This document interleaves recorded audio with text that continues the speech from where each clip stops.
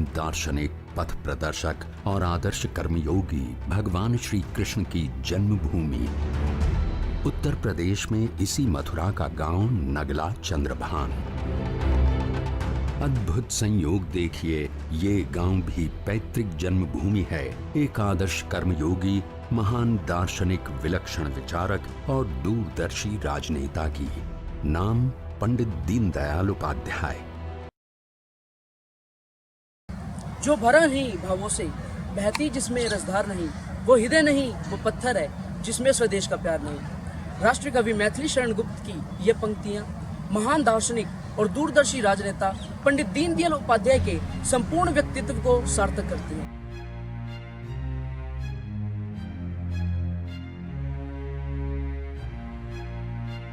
नमस्कार, मैं कशिश धामी जगन्नाथ विश्वविद्यालय से पंडित दीनदयाल उपाध्याय की 100वीं जयंती पर उन्हें कोटि कोटि नमन करता हूं और नमन करता हूं उनके महान व्यक्तित्व को, जिन्होंने राष्ट्र राजनीति में संस्कृति के अग्रदूत होने का परिचय दिया। इन्होंने अपना संपूर्ण जीवन लोकतंत्र को शक्तिशाली बनाने व जनता की बातों को आगे रखने में लगा दिया और राजनीति में संस्कृति का जो मिश्रण किया, उसका मुरीद आज पूरा देश है। सबल समाज के कल्याण की चिंता करने वाले पंडित दीनदयाल उपाध्याय जी का जीवन जैसे संघर्ष की बिसात पर लिखा गया हो। पंडित दीनदयाल उपाध्याय जी का जन्म 25 सितंबर 1916 राजस्थान के धनके ग्राम में हुआ, जो कि उनका ननिहाल था। कहा जाता है जब पंडित दीनदयाल उपाध्याय जी अपनी माता जी के गर्भ में थे, तभी उनकी माता जी ने उनका पैतृक स्थान छोड़कर अपने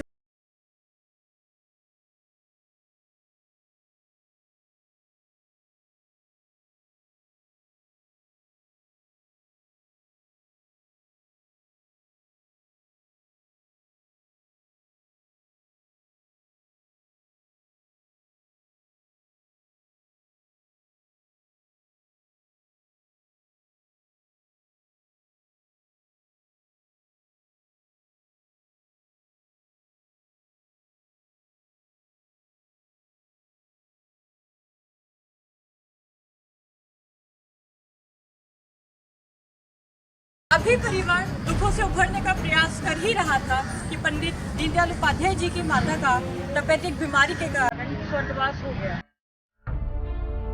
कहते हैं कि जब संघर्ष के दिन आते हैं तो अपने साथ सब कुछ बहा कर ले जाते हैं, पीड़ा के अलावा कुछ नहीं बचता।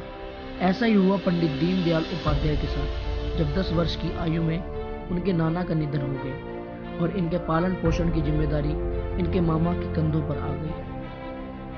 स्वभाव से मेहनतकश व कर्मठ पंडित दीनदयाल उपाध्याय ने छोटी उम्र में जिंदगी के बड़े उतार चढ़ाव देखे। कहते हैं ना कि महान व्यक्तित्व संघर्षों के पथ पर चलकर ही बनता है। अजमेर बोर्ड में टॉपर रहे पंडित दीनदयाल उपाध्याय को सीकर के महाराज ने गोल्ड मेडल के साथ साथ आगे पढ़ने के लिए छात्रवृत्ति प्रदान की। बिरला कॉलेज में इंटरमीडिएट में पुणे सर्वोच्च स्थान प्राप्त किया व बीए करने के लिए कानपुर चले गए। समस्त समाज के कल्याण की चिंता करने वाले महान व्यक्तित्व ने सिविल सेवा जैसे सर्वोच्च परीक्षा पास की, लेकिन आम जनता की सेवा की खातिर उन्होंने इसका परित्याग किया। समाज व देश सेवा के प्रति अत्यधिक समर्पित पंडित दीनदयाल उपाध्याय ने शिक्षा पूर्ण करने के पश्चात न तो नौकरी के लिए कोई प्रयास किया और न ही विवाह का। अपने विचारों व कार्यों से पूरे देश की सोच में बदलाव लाने वाले पंडित दीनदयाल उपाध्याय की एकात्म मानववाद की विचारधारा ने राष्ट्रवादी चिंतन में नया अध्याय जोड़ दिया। उनको भेजा गया था तो उन्होंने गुरु जी को एक बार कहा कि मेरा मन नहीं लगता, तो गुरु जी ने कहा कि जिस दिन मन लग जाएगा ना, उसी दिन हम वापस उड़ा लेंगे। राजनीति कोई मन लगाने की चीज़ नहीं है। और शुरू से लेकर अंत तक उनका सांस्कृतिक ही अभियान रहा। सांस्कृतिक दृष्टिकोण से ही उन्होंने राजनीति में काम किया है। अच्छा, उन्होंने जैसे जब वो आरएसएस से जुड़े, उसके बाद वो सक्रिय राजनीति में आए, तो राजनीति में आने के बाद कहते हैं कि उन्होंने जैसे ही राजनीति में प्रवेश किया, उन्होंने पहले दिन से ही आम लोगों के लिए, जनता के लिए सामाजिक काम बढ़ चढ़ कर करने शुरू कर दिए। फिर वो अपनी राजनीति में एकात्म मानववाद वो लेके आए, वो एकात्म मानववाद को आप किस दृष्टि से देखते हैं? एकात्म मानववाद जो है ना, अब मनुष्य जो है ना, वो पाश्चात्य दर्शन के अनुसार उसको उन्होंने शरीर माना। ओके। और शरीर के लिए क्या क्या चीज़ आवश्यकता होता है? रोटी, कपड़ा और मकान। यस।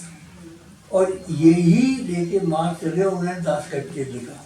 ओके। लेकिन दीनदयाल जी ने कहा कि इतना ही काफी नहीं है, इससे आगे भी कोई चीज है। शरीर, मन, बुद्धि और आत्मा, ये 4 चीजें हैं। अब वो आपका मन आज यहाँ है, कल वहाँ है, कल वहाँ है। आप बहुत बढ़िया बढ़िया पकवान खाने को बैठे हुए हो, कोई ऐसा समाचार आ जाए तो कल, तो आपको वो पकवान स्वादिष्ट लगेगा क्या? तो शरीर ही नहीं है, मन भी है।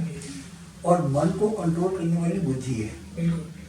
और इस सबसे परे जो जाता है वो है आत्मा, जिसको हम मोक्ष हम कह सकते हैं। प्राणायाम और ध्यान। हाँ जी। प्राणायाम दूध है, ध्यान मक्खन है। मक्खन से वो लोग घी नहीं बना पाते, क्योंकि तपस्या नहीं है उनके जीवन में। मक्खन को जब तपाया जाएगा तभी घी बनेगा। हम लोगों के यहाँ सांस्कृतिक जीवन में तपस्या का स्थान है, और तपस्या के कारण से उनका मस्तिष्क खुलता है, वो उल्टा स्वर कर सकते हैं। इसलिए आने वाली पीढ़ियों तक उनका जो विचार है ना, आने वाली पीढ़ियों तक का स्थायी उसको मिलता है। जैसे कि आप अंतिम दिनों में आपने बताया कि आप उनके साथ थे, और उनकी मृत्यु के बाद में मैं नहीं था, तब मैं कैंसर दुनिया में आ गया था। Okay okay. लेकिन उनकी मृत्यु का जब समाचार मिला और उनका पार्थिव शरीर यहाँ लाया गया, तो जो प्लेटफॉर्म बनाया गया निगमोद घाट पे, मैं रात भर खड़ा रहता उसको बनवाने के लिए। ओके। और मैं तो, मेरी स्थिति इस समय इतनी खराब थी कि मैं आपको बता नहीं सकता। ओके। तो उसके बाद जो मीटिंग हुई थी उनकी, उसके बाद जो मीटिंग हुई वो लखनऊ में मीटिंग हुई थी। ओके। और उसमें जब ये कहा गया कि संस्थापक सदस्य पंडित दीनदयाल उपाध्याय स्वर्गीय लगाने की बात थी, तो स्वर्गीय नहीं लगाना चाहिए, इसमें सब लोग रो पड़े थे। और आंख में मैं भी रो पड़ा।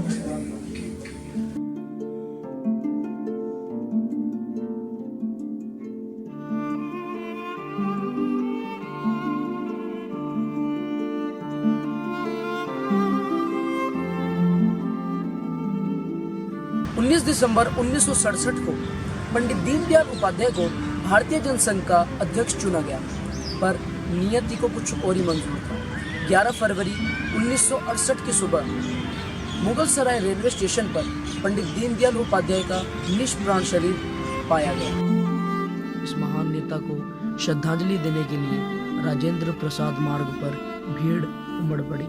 उन्हें 12 फरवरी 1968 को भारत के तत्कालीन राष्ट्रपति डॉक्टर जाकिर हुसैन, प्रधानमंत्री इंदिरा गांधी और मोरारजी देसाई द्वारा श्रद्धांजलि अर्पित की गई। आज तक उनकी मौत एक अनसुलझी पहेली बनी हुई है। मरने के बाद जो बौद्धिक और विचारों में अमर हो जाए, ऐसा सार्थक जीवन और क्या होगा। एकात्म मानववाद और अंत्योदय का पंडित दीनदयाल उपाध्याय का विराट दर्शन आज राष्ट्र निर्माण में एक नई ऊर्जा के रूप में संचालित हो रहा है। राष्ट्र सदा कृतज्ञ रहेगा पंडित दीनदयाल उपाध्याय जी का। इसी के साथ मैं कशिश धामी आपसे इजाज़त चाहूँगा। नमस्कार।